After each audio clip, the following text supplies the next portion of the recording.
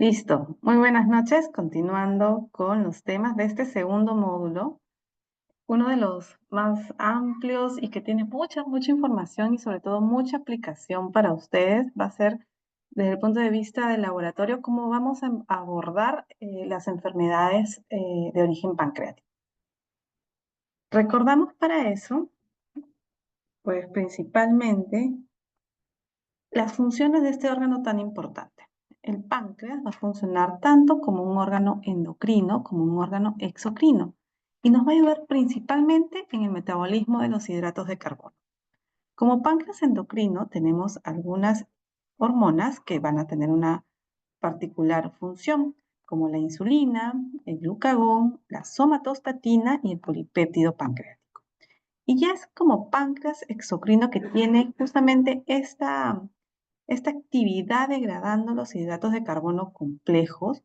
Vamos a apoyarnos de enzimas lipolíticas, donde tenemos la lipasa, el colesterol esterasa, la fosfolipasa, enzimas amilolíticas como la amilasa y enzimas proteolíticas como la tripsina, quimotripsina y carboxipolipeptidasa. Como páncreas endocrino, recordemos a la insulina, pues tenemos tejidos que son sensibles a esta hormona, principalmente el músculo esquelético, la grasa y el hígado. Vamos a tener también, déjenme cambiar acá el color del resaltador. Sí, ya.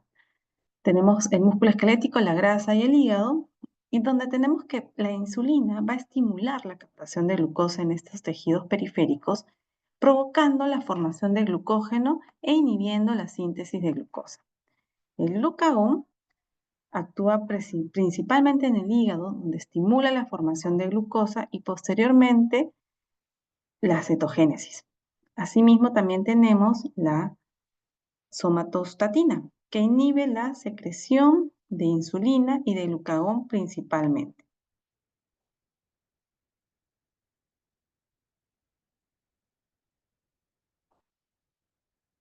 Déjenme cambiar esto.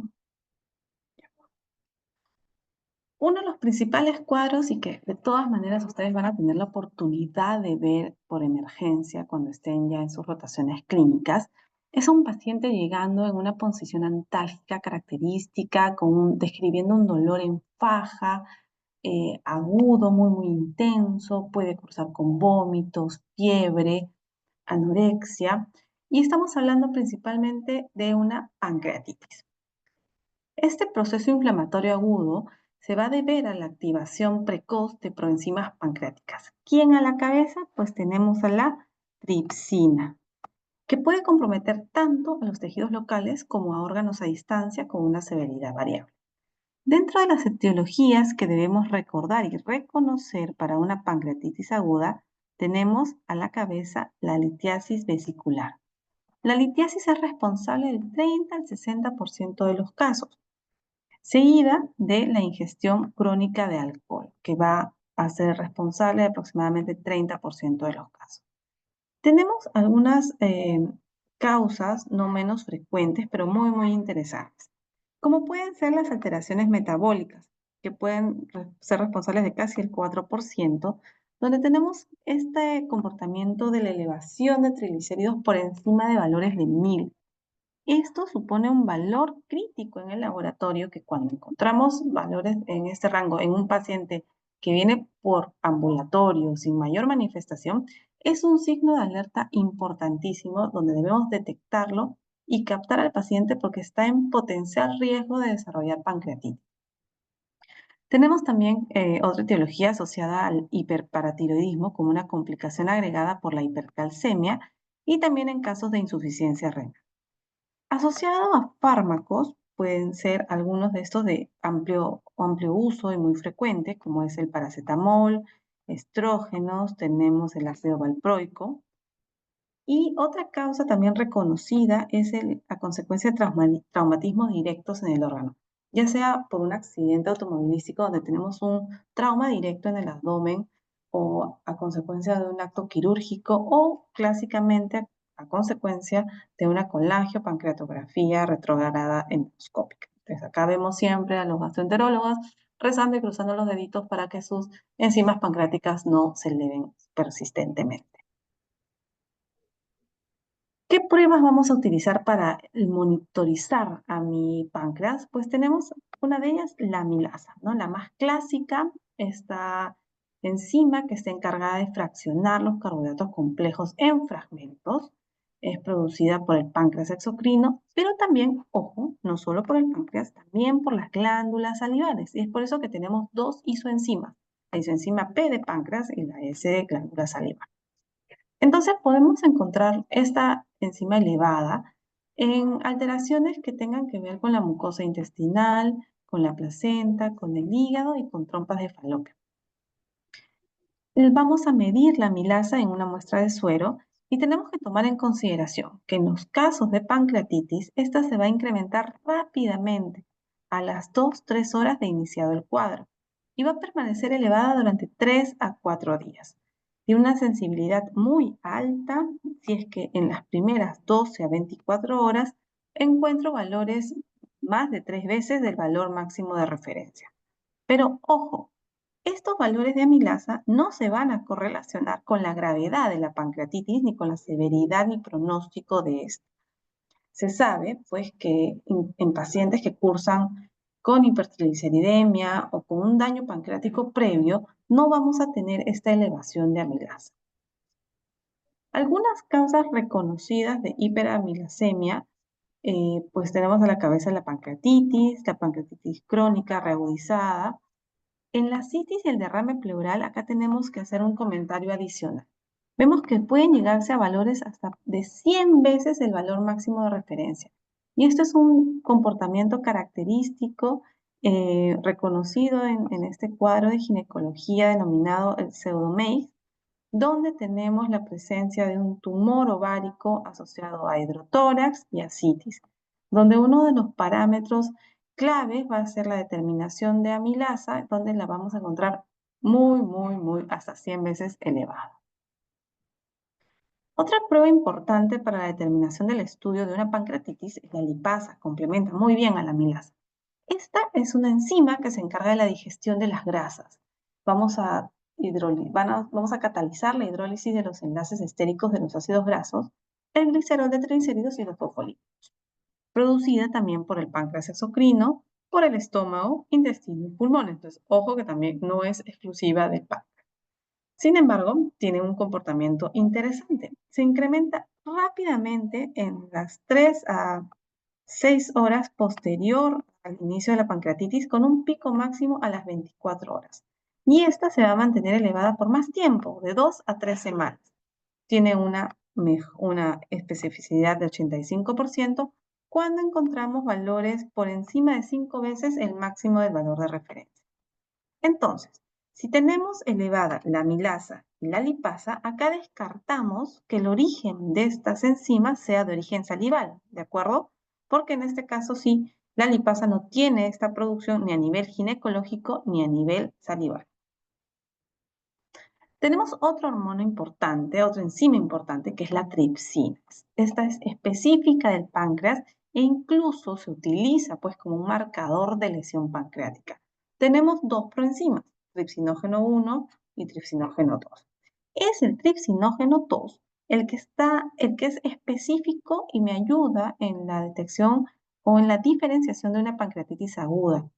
Sin embargo, tenemos que en casos de carcinoma de páncreas podemos encontrarlo elevada. En el caso incluso de fibrosis quística, pues nos ayuda con una sensibilidad al 90% en el diagnóstico neonatal de fibrosis quística. También en traumatismos pancreáticos la vamos a encontrar elevada. Ojo que en pancreatitis aguda aumenta en paralelo con la amilasa y también logra tener un pico muy elevado de hasta 300 veces el valor de normal. Recordamos entonces mi paciente llega con toda la clínica. ¿Qué le hacemos en emergencias? Nos vamos a apoyar en el laboratorio. Para eso tenemos los criterios de Ramsson que son clásicos y donde me dan un score de 11 criterios que me permiten predecir la severidad e incluso la mortalidad. Ese es un dato muy importante de mi paciente con pancreatitis aguda. Entonces, al ingreso tengo marcadores que van desde la edad, el recuento de leucocitos, la lactato deshidrogenasa, los valores de glucosa y la TGO. Tenemos pues que básicamente, y a las 48 horas debemos hacer un siguiente control. La monitorización, recuerden, es a las 48 horas, a los 2 días, donde voy a valorar si es que ha habido descenso del hematocrito, si es que ha habido el aumento en mi nitrógeno ureico, si es que el calcio ha disminuido, si es que mi paciente cursa con hipoxemia o si encuentro marcadores de acidosis metabólica como el descenso en los valores del pH. Todos estos me van a traducir justamente signos predictivos que van de la mano con deshidratación, con procesos inflamatorios, con disfunción orgánica o con una pobre regulación a nivel de glucosa. Esto sabemos que si encontramos de 1 a 3 criterios, pues vamos a tener un riesgo leve, no, un poco riesgo de pancreatitis severa. Sin embargo, si encuentro más de 3 criterios, estoy en alto riesgo de pancreatitis severa. No nos quedamos ahí. Si es que después de haber definido si estoy en una pancreatitis leve o una pancreatitis grave, si encuentro menos de 3 criterios, puedo estimar que la mortalidad va a ser de solo un 5%, menor a un 5%. En el caso de 3 a 5 criterios, mi mortalidad asciende rápidamente a 10 a 20.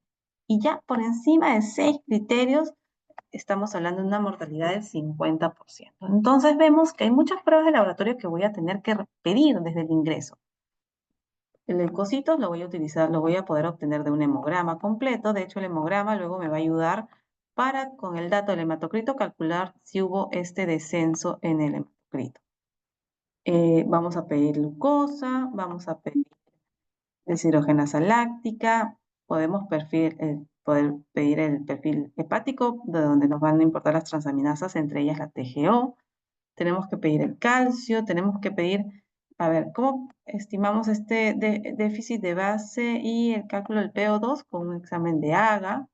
Tenemos que pedir pruebas de función renal como el BUN y, bueno, calculamos también el secuestro de líquidos.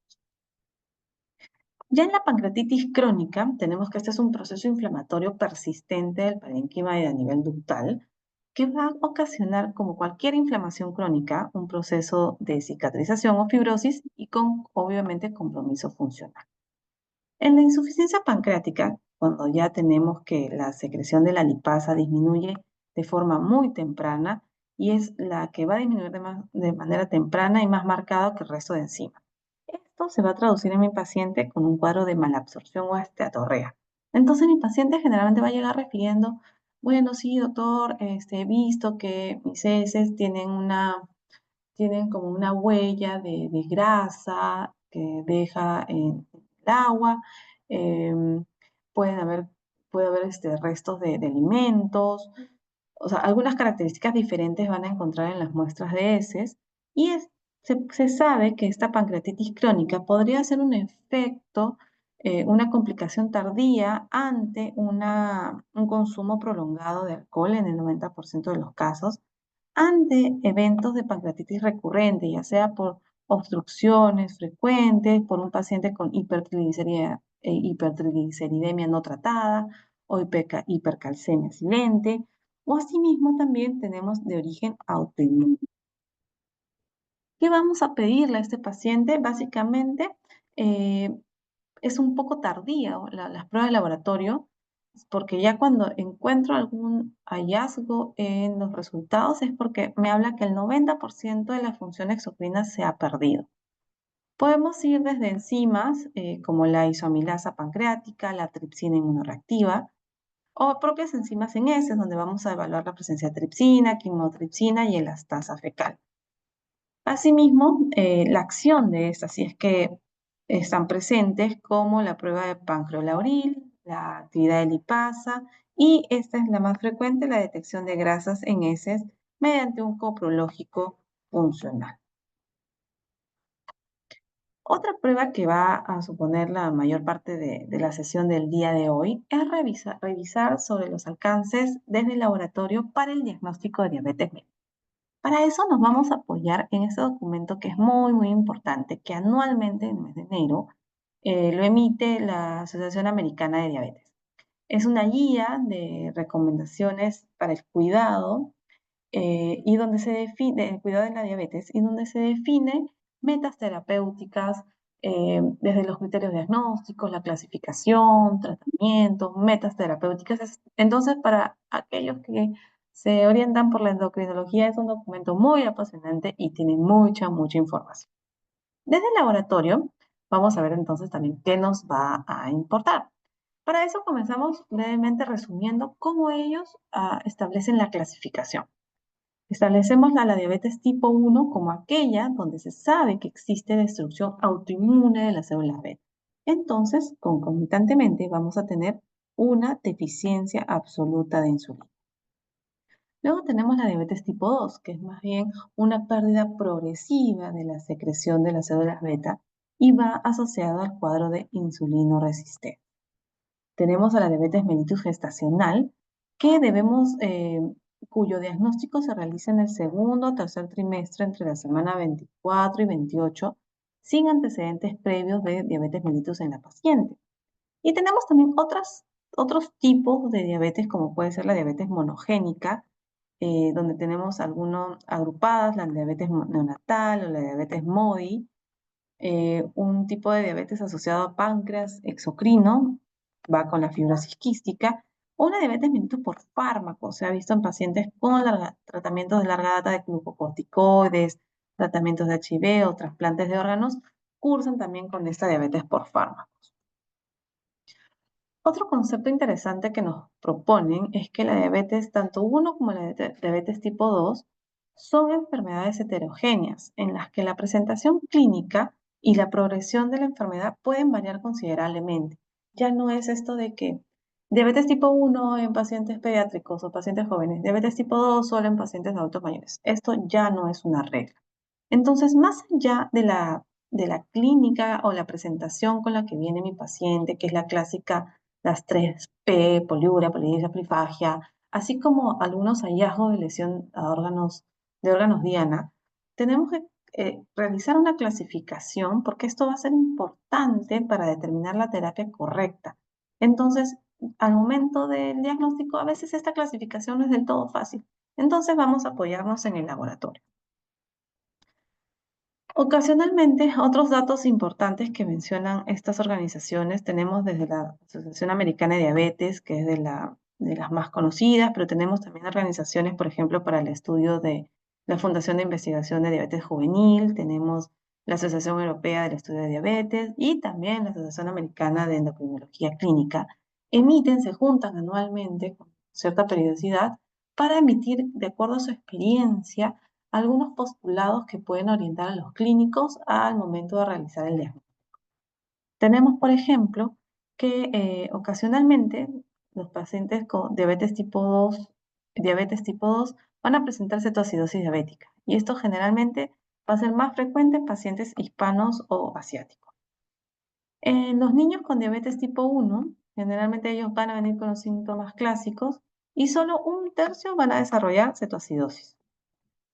La presentación de diabetes tipo 1, que sí se presenta en adultos, se presenta, pero es más variable, entonces el diagnóstico es más difícil. Y habíamos mencionado esto de la prevalencia de diabetes mellitus en niños y adolescentes. Nos muestran estadística, por ejemplo, en base a los datos del estudio SEARCH, básicamente de población estadounidense, que supone y ha detectado un incremento anual de casi 2,5%, y siendo que la prevalencia en menores de 20 años, de acá en 40 años, esto se va a cuadruplicar. Entonces, este postulado de diabetes en población pediátrica ha sido muy importante para ver que estamos de cara a población joven que va a tener de manera muy temprana complicaciones tardías. Asimismo, también pues se sabe que cada minuto 15 personas son diagnosticadas de diabetes. Entonces es una pandemia, más que el COVID-19. Es una pandemia y prevalente en todas las regiones del planeta. Se sabe que ahí va a haber un incremento proyectado para el 2050 de casi un 165%. En Latinoamérica, si para el 2017 habían 26 millones, para el 2045 se estiman 42 millones, un aumento de 62%. Y los escenarios varían considerablemente, ¿no? Vemos desde África muy afectado, ¿no? Oriente Medio. Sin embargo, todo el mundo tiene que ver con estos diagnósticos. En cuanto a la diabetes tipo 2, que es la que vamos a encontrar con mayor frecuencia, tenemos que reconocer que es una entidad que va a suponer participación de diferentes eventos como una suma de eventos desafortunados. Vamos a tener la participación, desde el 2009 se propone este octeto ominoso. ¿Cuáles son estos 8 eventos que van a pasar? Tenemos desde la disminución de la secreción de insulina, va a comenzar a haber una disfunción de neurotransmisores, todo esto a consecuencia pues del hipoglicemia, ¿no? Aumento de la producción hepática de glucosa, incremento de la secreción de glucagón, resistencia a la insulina, incremento en la reabsorción de glucosa, el incremento en la lipólisis y la disminución del efecto incretina. Y es este efecto incretina que luego nos ha llevado a múltiples investigaciones, pues es el fenómeno por el cual la ingesta de glucosa por vía oral va a producir un mayor aumento en la secreción de insulina que las cantidades de administración similares a glucosa por vía endovenosa.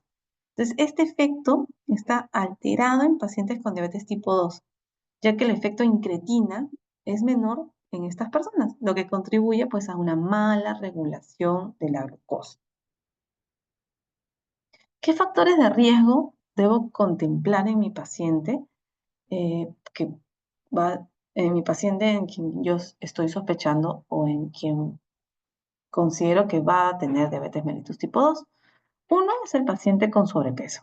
A este paciente con un índice de masa corporal más de 25 o más de 23, incluso más estrictos en el caso de pacientes hispanos o asiáticos, y que a esto le agregamos uno más factores de riesgo, como puede ser la glicosilada mayor o igual a 5,7, el test de tolerancia oral a la glucosa alterado, la glucosa en ayunas alterado, un familiar de primer grado con diabetes. Venimos acá también con otros marcadores importantes como el HDL, los triglicéridos, antecedentes clínicos como un diagnóstico de ovario poliquístico, hipertensión arterial, historia de enfermedad cardiovascular, que mi paciente sea sedentario y que ya encuentre hallazgos de resistencia a la insulina. Todo esto me va a suponer un riesgo altísimo. Otro factor de riesgo es y es en quienes voy a realizar justamente en todos estos pacientes con estos factores de riesgo, voy a tener que monitorizar el comportamiento de la glucosa. Asimismo, en todos los pacientes mayores de 45 años, si los resultados son normales en el screening, puedo repetirlo cada 3 años. Sin embargo, si encuentro ya pacientes que están en la categoría de prediabetes, que vamos a revisarla en unos minutos, voy a tener que realizar un screening anual. Y acá viene un comentario adicional sobre la diabetes en pacientes pediátricos y adolescentes. Esta diabetes tiene características únicas porque tiene una disminución progresiva mucho más rápida en la función de las células beta. Entonces, vamos a tener pacientes jóvenes con desarrollo acelerado de las complicaciones. Y esto es sumamente complicado, ¿no? Porque vamos a tener población sobre los 20 años, 30 años, ya con efectos tardíos en órganos diana, como puede ser pacientes en diálisis.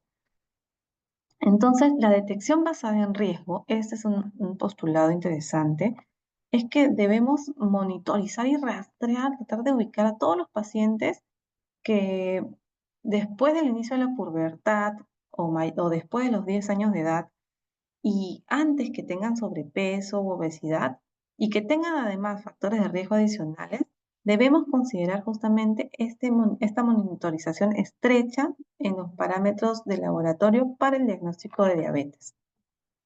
¿Cuáles son estos criterios para el diagnóstico de diabetes? Tenemos que una de las moléculas muy utilizadas y recomendadas es la hemoglobina glicosilada con valores en mayor o igual a 6,5. Luego tenemos la glucosa en ayunas con valores mayores o iguales a 126. Pero acá viene el dato, tiene que haber un ayuno calórico de por lo menos 8 horas. Y luego tenemos el test de tolerancia oral a la glucosa, que también es una prueba muy interesante, donde si encuentro valores mayores o iguales a 200, me estaría orientando a un diagnóstico de diabetes.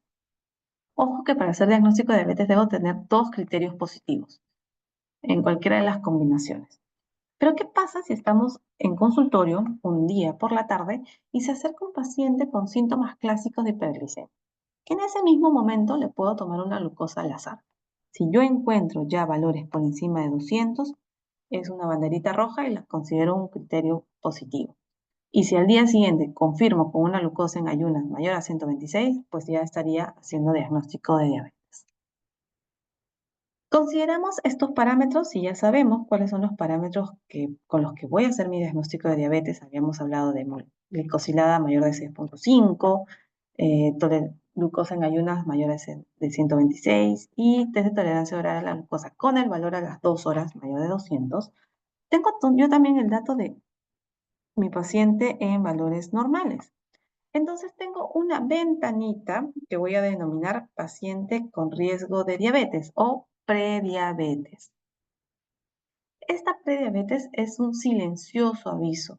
No debemos considerarla propiamente como una entidad clínica, sino más bien como un factor de riesgo de diabetes y de enfermedad cardiovascular.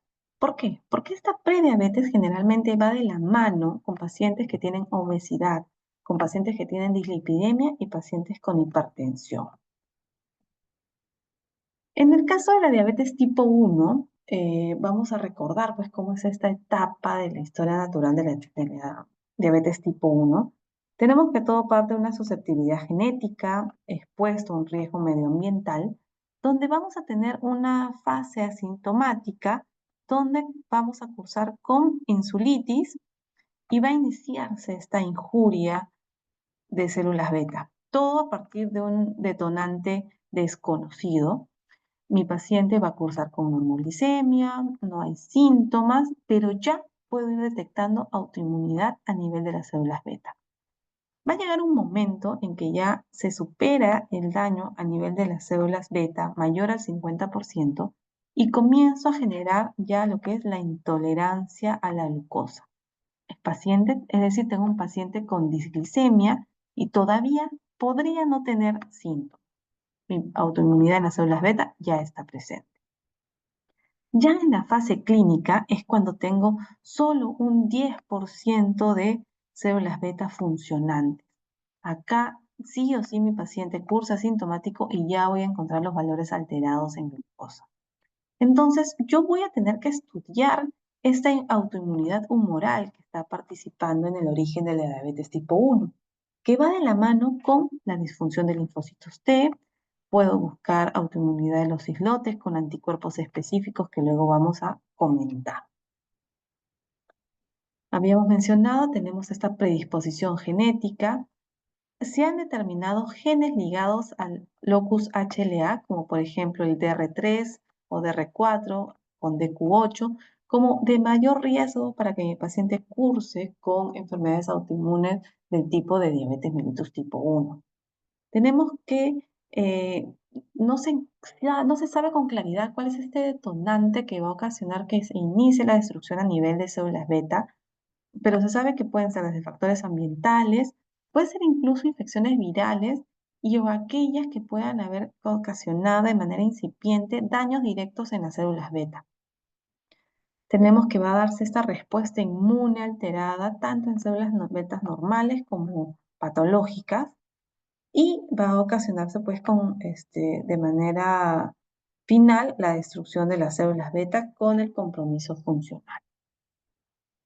Dentro de los autoanticuerpos importantes para el diagnóstico en diabetes tipo 1, tenemos que considerar que en la mayoría de nuestros pacientes vamos a tener estos autoanticuerpos dirigidos pero contra diferentes antígenos de las células beta pancreáticas.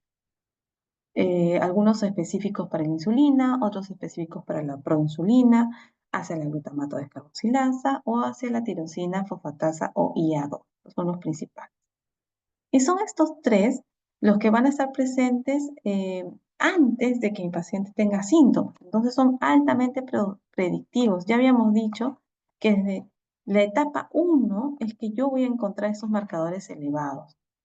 y que me van a anunciar pues la instalación de una agresión autoinmune que va a conducir luego a la expresión clínica de la enfermedad. Los primeros de ellos son los antiinsulina. Son anticuerpos que tienen una prevalencia de casi el 50% en pacientes en su debut. Son los primeros en aparecer en la etapa 1 y sobre todo, miren, me ayuda en población pediátrica. Y estos anticuerpos son de los pocos que son específicos contra las células beta pancreáticas. Luego tenemos los anticuerpos antiglutamato descarboxilasa o los GAD, también denominados anti-GAD, y son anticuerpos específicos contra esta enzima, la glutamato descarboxilasa, que cataliza la síntesis del neurotransmisor inhibitorio, el GABA, a partir del ácido glutámico. Tenemos dos formas, el GAD65 en sistema nervioso central y en páncreas, este es el que me va a interesar entonces, el GAD65, y tiene una alta relación pues, con la diabetes tipo 1.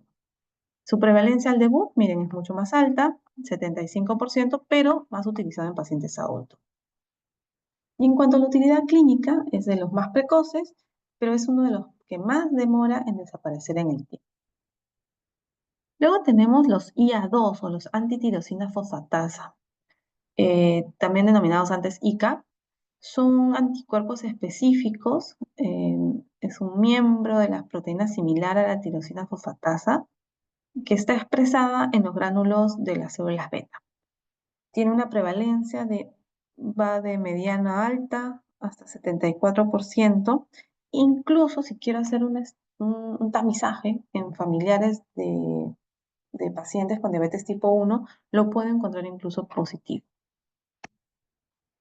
Tengo los anti-zinc T8, es asociado pues a la isoforma 8 del transportador de zinc, específico de la célula beta, eh, donde en pacientes con diabetes esta molécula va a actuar como un antígeno, formando anticuerpos, los cuales van a ser pues específicos de las células beta pancreáticas también.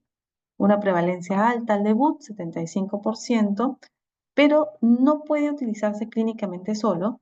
Debemos, perdón, debido a esta alta prevalencia, podemos utilizarlo clínicamente solo, pero obviamente sabemos que la sensibilidad diagnóstica aumenta si es que lo utilizamos en combinación con otro.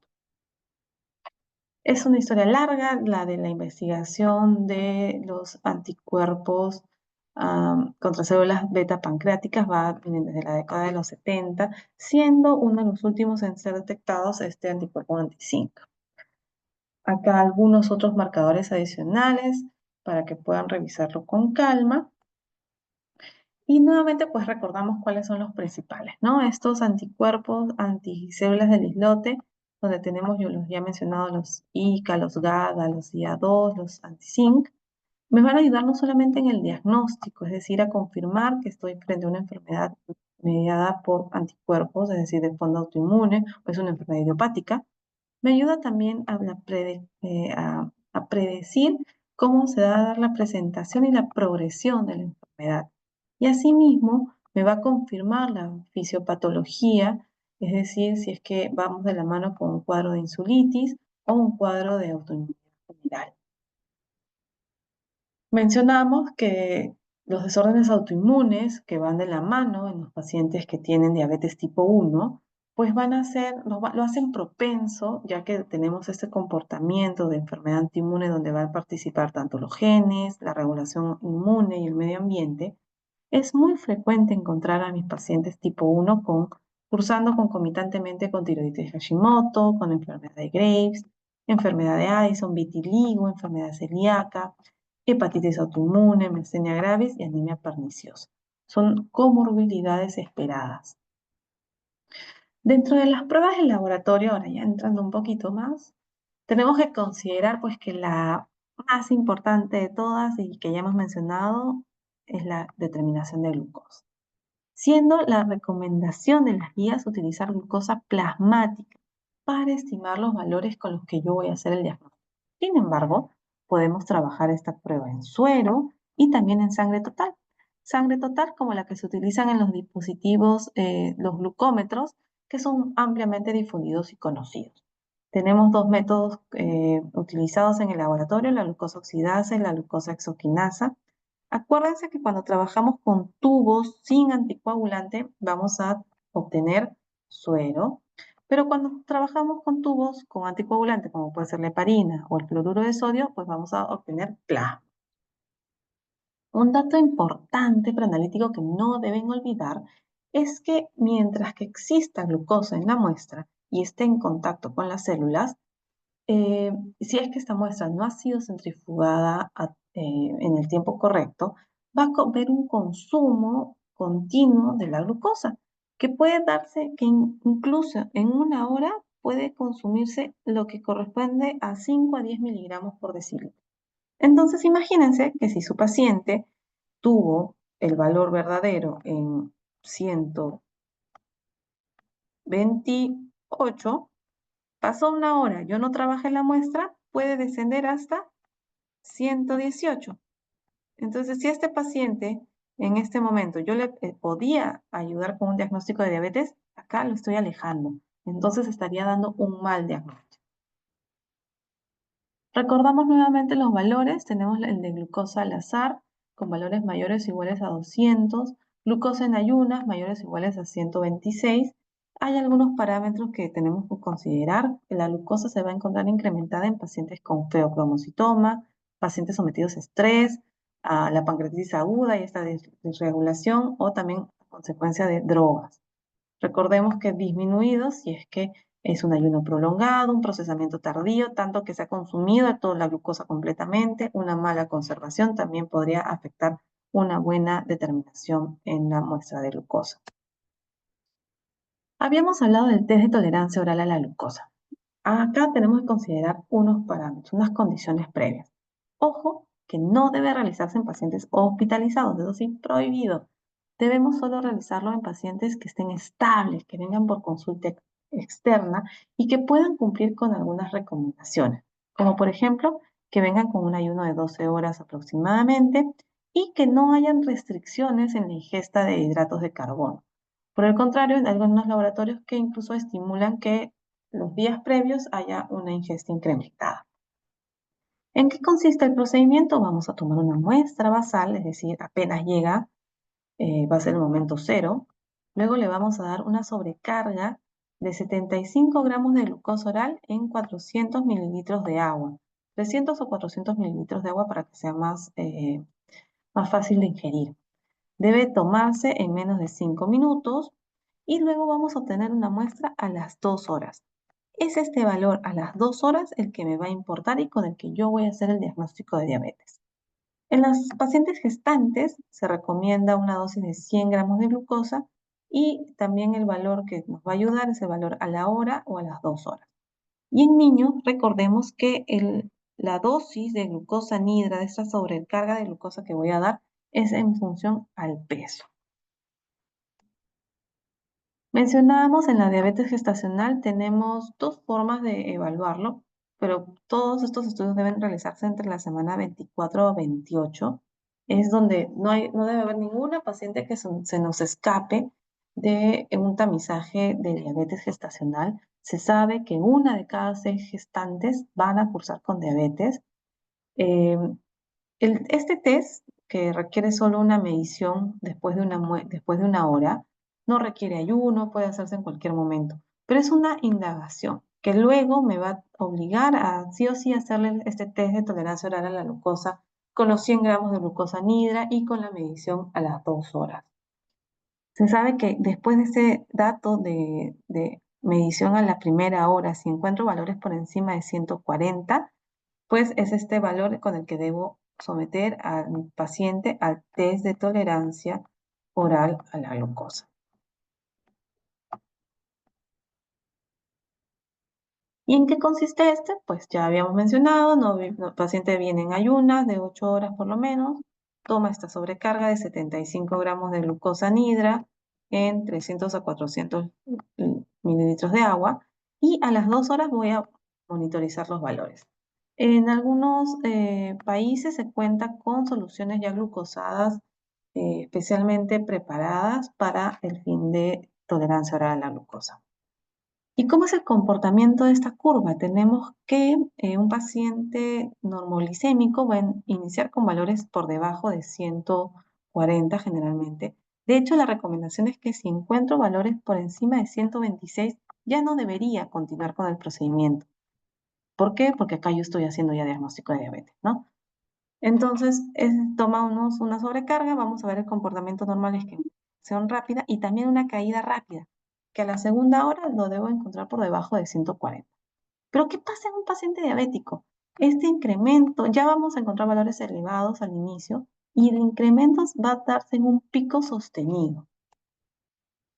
Nos podemos apoyar también de la hemoglobina glicosilada. Tenemos, es una muestra, la ventaja de esta prueba es que puede trabajarse en sangre total, es decir, voy a utilizar un tubito de DTA. No es necesario que esté en ayuno, entonces es buenísimo porque mi paciente puede venir a cualquier hora. No se altera con factores agudos, ya le habíamos dicho, ¿no? El test de tolerancia oral a la glucosa no puede darse en pacientes hospitalizados. Tenemos, tenemos ya métodos estandarizados para la medición de la glicosilada y la glicosilada me va a dar información de cómo ha estado el comportamiento de la glucosa durante las últimas 12 semanas previas, siendo el valor de referencia menor de 5,7. ¿Y cuál es el principio? Pues que la glucosa se va a combinar de manera continua con la hemoglobina y casi de manera irreversible durante toda la vida del eritrocito, es decir, de ahí salen los 120 días. Pero cualquier condición clínica que afecte o acorte la vida del eritrocito o que disminuya su vida media puede darme resultados falsamente más bajos. Eh, es incluso la hemoglobina glicosilada un estándar de meta terapéutica que, por ejemplo, me ayuda con disminución en las complicaciones microvasculares. Habíamos mencionado que, por ejemplo, aquellas condiciones clínicas como hemoglobinopatías pueden generar interferencia. La hemoglobina S, la hemoglobina C son un parámetro que no me va a permitir medir de manera correcta la hemoglobina glicosilada. Acá una comparación entre cuáles son las ventajas o las consideraciones que podemos encontrar entre la determinación de glucosa y la determinación de hemoglobina glicosilada, ¿no? De todas maneras, la glucosa mucho más barata, lo podemos medir en agudo, en pacientes en emergencia, me va a ayudar sobre todo ahí. Sin embargo, no es tan estable de manera preanalítica, requiere que esté en ayunas, tiene unas consideraciones adicionales, ¿no? Que acá sí termina siendo superior la hemoglobina glicosilada, donde mi paciente pues no requiere ayuno, sin embargo es más cara y me mide un periodo de mi paciente diferente. Tenemos otra molécula como la fructosamina, eh, donde tenemos que tomar en consideración que hay muchas proteínas distintas a la hemoglobina y que se van a someter también a este proceso de glicación, lo que va a llevar a la formación de productos finales de glucosilación avanzada y que tienen un papel importante en la complicación vascular. La concentración plasmática de algunas de estas proteínas, como pueden ser la glucoalbúmina o proteínas totales glucosadas, también se pueden utilizar en el control glucémico y acá resalta la fructosamina. ¿Es útil en qué pacientes? En aquellos donde tengo hemoglobinopatías que no me ayudan para la determinación de la glicosilada o en pacientes también gestantes. Hay una buena correlación entre los valores de fructosamina y de glicosilada, pero tenemos varios problemas en la determinación de esta. Por ejemplo, si es que hay un cambio en la determinación de albúmina, que es más rápido que el de la hemoglobina, ¿no? La albúmina cambia cada 28 días en comparación con la hemoglobina. Entonces, la fructosamina me va a dar el dato no de 120 días, sino de 1 o 2 semanas. Los valores de fructosamina plasmática vamos a tener que ajustarlos de acuerdo a la cantidad de albúmina si es que esta está alterada. Entonces, la glicosilada va a ser preferible para estimar concentraciones medias de glucosa en sangre, pero solo en aquellos casos, como hemos mencionado, hemoglobinopatías, donde puede estar falsamente alterado este dato, voy a utilizar la fructosamina. Algunos datos, algunas situaciones donde puedo encontrar pues alterada el dato de la hemoglobina glicosilada asociado ya sea al recambio de glóbulos rojos o también a enfermedad renal. Tenemos otra molécula que es el péptido C. La insulina, que se va a producir en las células beta a partir del procesado enzimático de proinsulina, va a dar lugar a la forma activa de la insulina y al péptido C. Es decir, son gemelitos. Entonces se va a producir en una proporción equimolar a la insulina. Se va a usar en lugar de la insulina para valorar la función beta pancreática.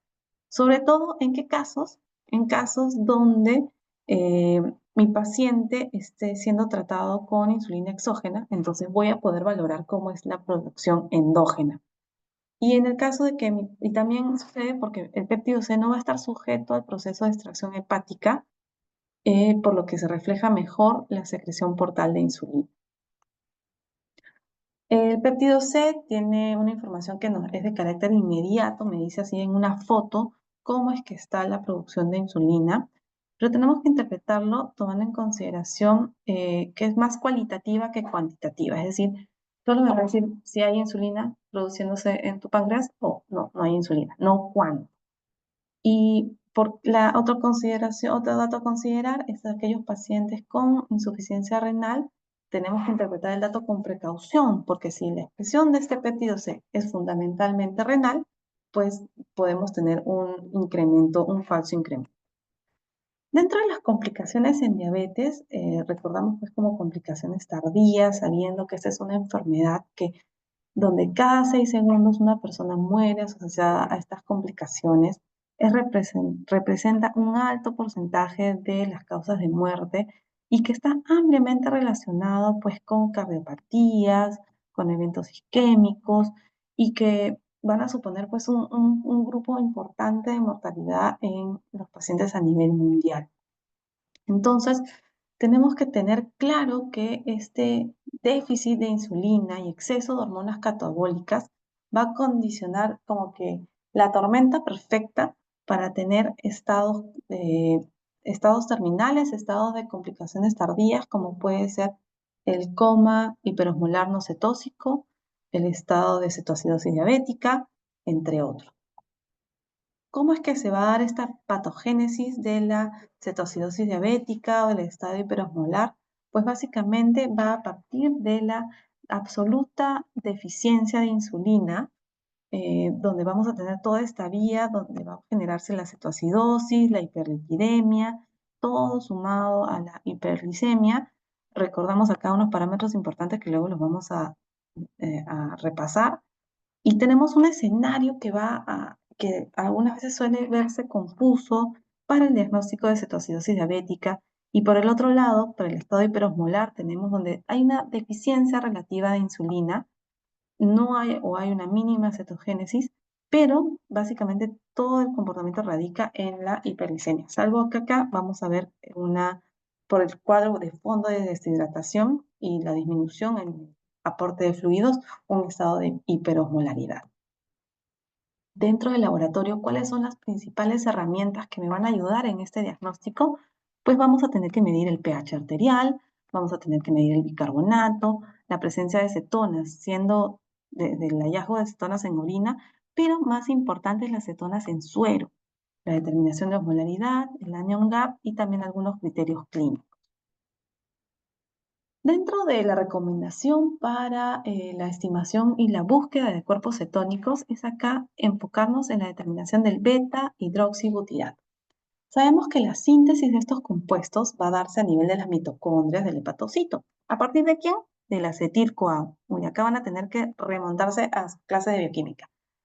Formamos primero el acetoacetato, luego vamos a tener que a partir de este encontramos dos cuerpos cetónicos más, el beta-hidroxibutirato, que es el que predomina, y luego el acetona. Entonces, esta principal vía catabólica de los acetatos, ¿cuál vía es? Es el ciclo de Krebs, ¿no? Donde van a estar producidos a partir de la beta-oxidación de los ácidos grasos. Pero ¿qué pasa si no puedo oxidar esos acetatos? Entonces voy a acumularlos y todo se va a desviar hacia la formación de cuerpos cetónicos, incrementándose en todo caso, pues, el acetoacetato, el beta-hidroxibutirato y va de la mano con acidosis metabólica. Entonces, ese es el fondo de mi paciente con cetoacidosis. La Asociación Americana de Diabetes, ¿qué es lo que recomienda? Que yo vaya a estudiar y a medir los cuerpos cetónicos en quiénes. En pacientes con diabetes tipo 1, en pacientes embarazadas con diabetes preexistente y en pacientes con diabetes mellitus gestacional. Los cuerpos cetónicos en todos los pacientes con fase aguda de diabetes, siempre y cuando generalmente va a ser un marcador muy útil en emergencia. ¿Por qué? Porque si tengo un paciente con hiperglicemia persistente, más de 300 y con síntomas consistentes de cetoacidosis, como náuseas, vómitos y dolor abdominal, sí o sí tengo que obtener el dato de cómo está su beta hidroxibutirato. Y es así que este equilibrio entre el ácido acético y el beta-hidroxibutirato se va a ir hacia la formación solo de beta-hidroxibutirato.